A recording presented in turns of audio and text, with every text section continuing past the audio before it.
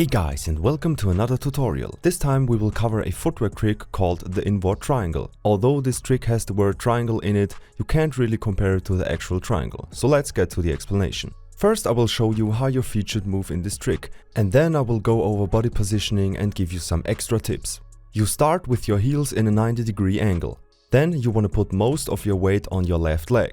Bring your left leg slightly back and turn your right leg counterclockwise until your toes are in a 90-degree angle like this. While turning, lift your heel off the ice and stand only on the toe area of your blade. Now you have to bring your right leg forward until the toes of your left leg and heel of your right leg meet. While you bring your right leg forward, lift the heel of your left blade off the ice and start turning until you reach the starting position. From here, you just repeat these steps as long as you want. And yes, you will feel very dizzy after a couple of inward triangles. Once you got the hang of these basic motions, we can move on to the rest of the tutorial. Now let's talk about body positioning.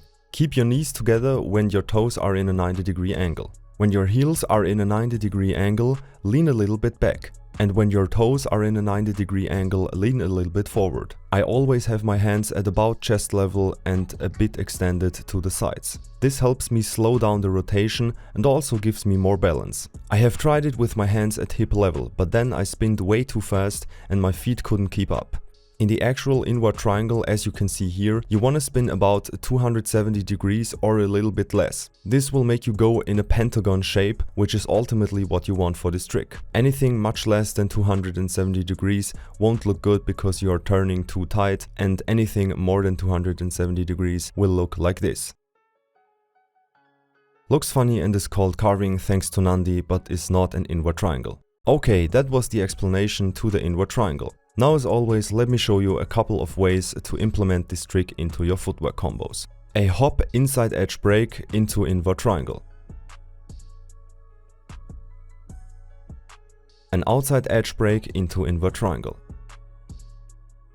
Inward triangle into compass. 8 into inward triangle. And lastly, inward triangle into sweep.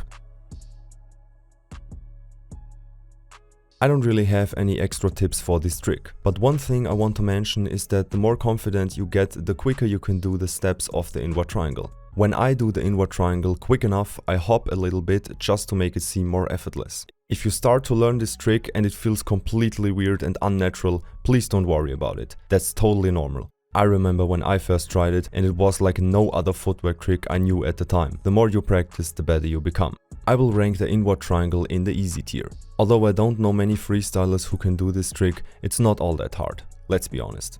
Next time we will be covering the Spider-Man. Okay, that was all I had to say about the inward triangle. I hope you liked it. If you have any more questions or recommendations for future tutorials, please comment down below. See you next time.